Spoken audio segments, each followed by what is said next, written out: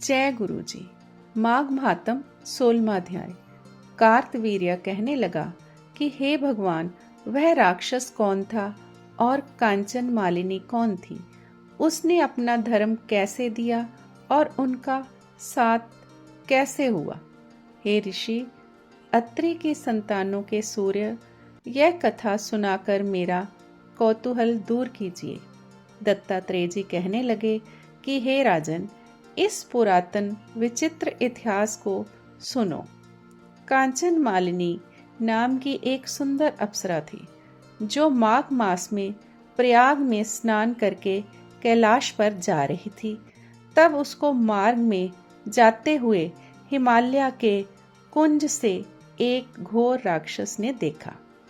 उस सोने जैसी तेज वाली, सुंदर कटी वाली और पीन प्योधर वाली सुंदर अप्सरा को देखकर उस राक्षस ने कहा कि हे सुंदरी, तुम कौन हो और कहां से आ रही हो? तुम्हारे वस्त्र और वेणी भीगी हुई क्यों है? तुम आकाश मार्ग से कहां जाती हो और किस पुण्य के प्रताप से तुम्हारा शरीर ऐसा तेजस्वी और रूप ऐसा मनोहर है? तुम्हारे गीले वस्त्र से मेरे मस्तक पर गिरे हुए एक बूंद जल से मेरे क्रूर मन को एकदम शांति प्राप्त हो गई है। इसका क्या कारण है? इस जल की क्या महिमा है? तुम बड़ी शीलवती प्रतीत होती हो।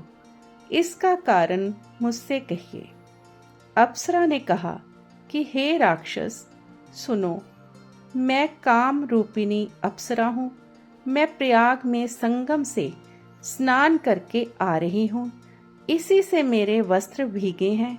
अब कैलाश पर जा रही हूँ, जहाँ पर श्री शिव निवास करते हैं। त्रिवेणी के जल से मेरी सब क्रूरता दूर हो गई, जिसके पुण्य के प्रभाव से मैं इतनी सुंदर और पार्वती जी की प्रिय सखी हुई। सो आश्चर्य देने वाला उदाहरण मुझसे ब्रह्मा जी ने कहा था। सो सुनो, मैं कलिंग देश के राजा की वैश्या थी। रूप, लावण्य और सुंदरता में अपूर्व थी। मेरी सुंदरता पर सारा नगर मोहित था और मैंने अनेकों प्रकार के भोग भोगे।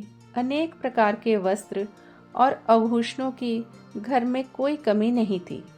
कई कामी पुरुष आपस में स्पर्धा से ही मृत्यु को प्राप्त हो गए। इस तरह उस नगर में बड़ी सुंदरता से यौवन व्यतीत हुआ और मैं वृद्धावस्था को प्राप्त हो गई। तब मेरे मन में विचार उत्पन्न हुआ कि मैंने अपनी सारी आयु पापों में ही व्यतीत कर दी। धर्म का कोई कार्य, दान, तप, यज्ञ आदि नहीं किया। शिव या दुर्गा जी की आराधना नहीं की, ना कभी भगवान विष्णु का पूजन किया। इस प्रकार अशांत चित्त से मैंने एक ब्राह्मण की शरण ली, जो वेदों का ज्ञाता और ब्रह्मनिष्ठ था।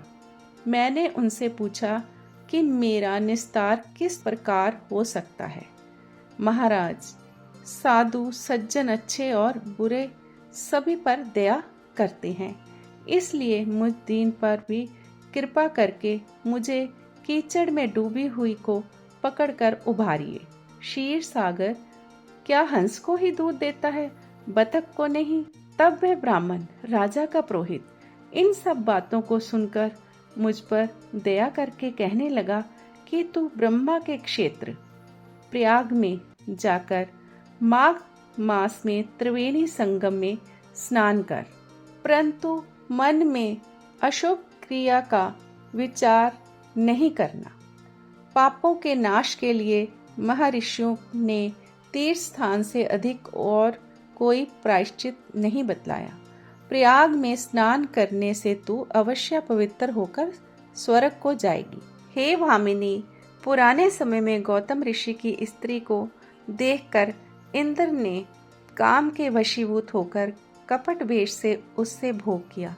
इसलिए ऋषि द्वारा श्राप दिया गया और उसका शरीर अत्यंत लज्जा युक्त हजारों भगों वाला हो गया।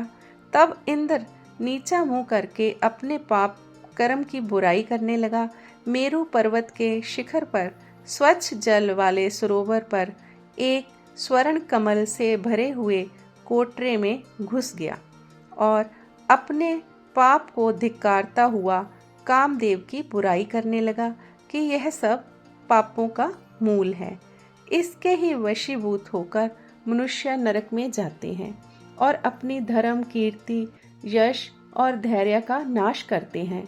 इंद्र ऐसा सोच रहा था, सो इंद्र के बिना सारा देवलोक शोभाहीन हो गया।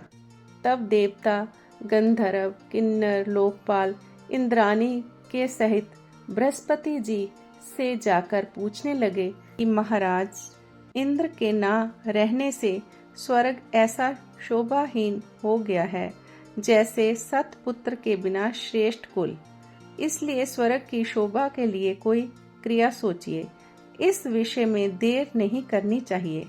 तब बृहस्पति जी कहने लगे कि इंद्र ने बिना सोचे विचारे कर्म किया है, उसका फल भोग रहा है, सो वह कहाँ है, मैं ये सब जानता हूँ।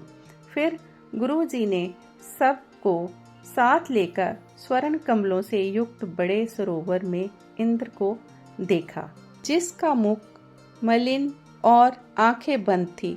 तब इंद्र ने बृहस्पति जी के चरणों को पकड़कर कहा कि इस पाप से उद्धार करके आप मेरी रक्षा कीजिए। तब बृहस्पति जी ने इंद्र से कहा कि प्रयाग में स्नान करने से ही तुम पाप मुक्त हो जाओगे। तब इंद्र सहित सबने ही प्रयाग में जाकर संगम स्नान किया। तब इंद्र सहित सबने ही प्रयाग में जाकर संगम में स्नान किया और त्रिवेणी स्नान से इंद्र पाप मुक्त हो गए। तब बृहस्पति जी ने इंद्र को वरदान दिया कि तुम्हारे शरीर में जितने भग हैं सब नेत्र हो जाएं। तब इंद्र ब्राह्मण के वर से हजारों नेत्र से ऐसे सुशोभित हुआ जैसे मानसरोवर में कमल शोभायमान होता है। बोल विष्णु भगवान की जय।